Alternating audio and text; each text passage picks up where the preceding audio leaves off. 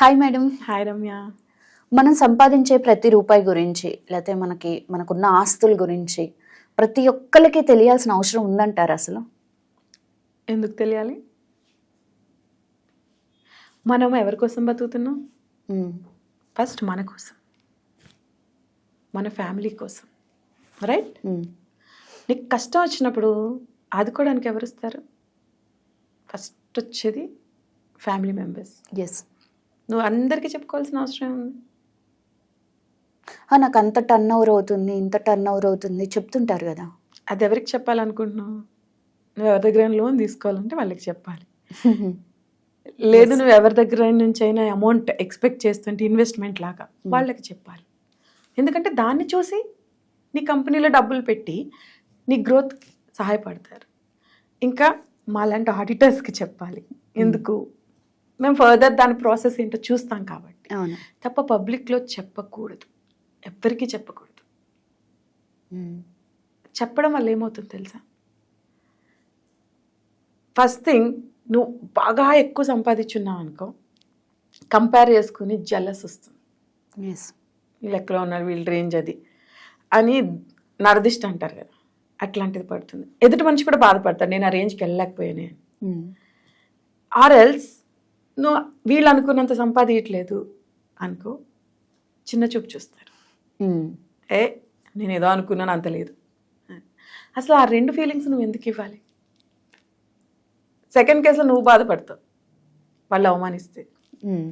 So ఆ రెండు chances ఎందుకు ఇవ్వాలి అంటారు.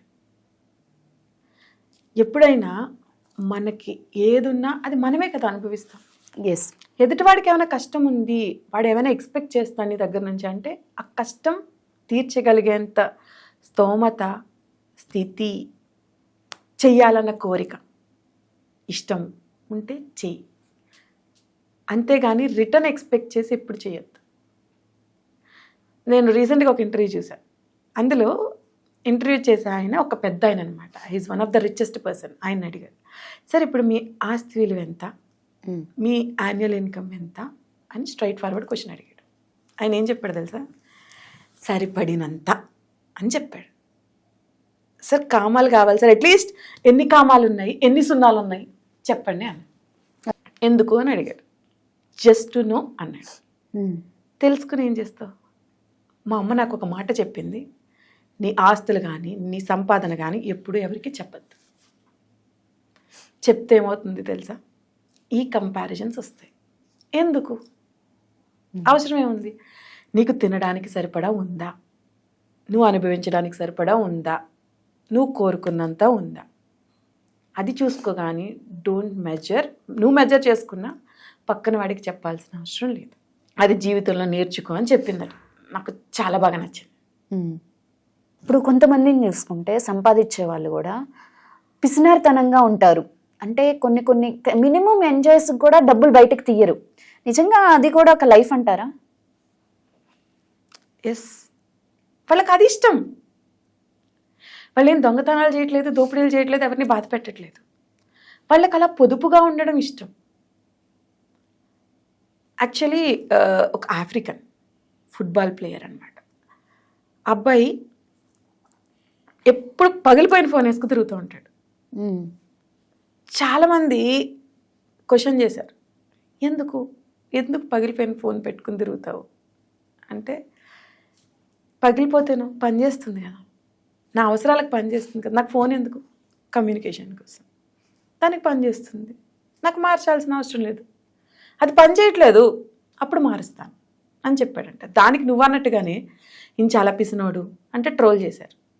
అతను చెప్పింది ఏంటి తెలుసు? ఇంటర్వ్యూలో అడిగితే, ఎందుకు అంత పిసినిగా ఉన్నారు, ఏం చేసుకుంటారు అంటే, నాకున్న డబ్బులతో నేను ప్రైవేట్ జెట్స్ కొనుక్కోగలుగుతాను, బోల్డ్ అని బంగళాలు కొనుక్కోగలుగుతాను, అసలు ఇలాంటి ఫోన్ ఏంటి, ఫోన్లో కంపెనీయే కొనుక్కోగలుగుతాను. కానీ నాకు అవసరం లేదు, ఎందుకు ఖర్చు పెట్టాలి? ఒకరోజు నాకు తినడానికి ఒక్క పూట కూడా తిండి లేదు, కట్టుకోవడానికి బట్టలు లేవు, ఆకలితో ఎన్ని రోజులు పడుకున్నానో నాకే తెలుసు. ఈరోజు నేను ఒక పెద్ద సెలబ్రిటీని. ఆ సెలబ్రిటీ అవ్వడానికి అవసరమైన స్పోర్ట్స్ ఆడడానికి కావాల్సిన మినిమం ఫెసిలిటీ ఏది నా దగ్గర లేదు. నాకు ఎవరు ట్రైనింగ్ ఇవ్వలేదు. నా అంతటా నేను కష్టపడి తిండి లేకపోయినా నేర్చుకొని నా టాలెంట్ చూపించి ఈరోజు ఈ పొజిషన్కి వచ్చాను. ఎంత కష్టపడితే ఈ పొజిషన్కి వచ్చానో నాకు మాత్రమే తెలుసు. పేదరికం ఎలా ఉంటుందో నాకు తెలుసు. నేను చదువుకోవడానికి కూడా నాకు మినిమం ఎంకరేజ్మెంట్ లేదు. నా అదృష్టం బాగుండి నేను ఈరోజు ఇలా వచ్చా, కానీ అలా రోడ్ల మీద ఉన్న వాళ్ళు ఎంతోమంది ఉన్నారు. సో నేను ఈ డబ్బులన్నీ ఏం చేస్తున్నానంటే వాళ్ళ కోసం ట్రస్ట్ ఏర్పాటు చేశాను. వాళ్ళ కోసమే ప్రతి రూపాయి వినియోగిస్తాను. నేను పడిన కష్టం చాలామంది పడకుండా ఆపగలుగుతాను. సో ఇప్పుడు నేను ఈ ఫోన్ రీప్లేస్ చేయడం అవసరమా?